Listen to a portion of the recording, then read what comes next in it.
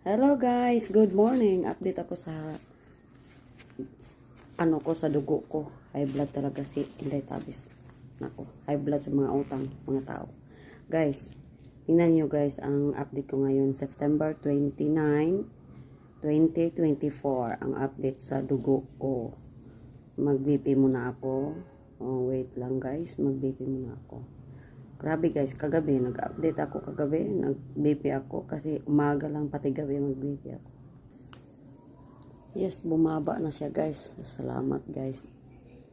Nagbaba na yung ko, BP ko. Inom lang ako ng nilagang labana. 7 dahon ng nilaga na labana. Hindi na ako mag-inom yung isang herbal kasi magtaas man din ang dugo ko. Ito na guys, salamat. Na, baba na siya. Bukas sana magbaba ito.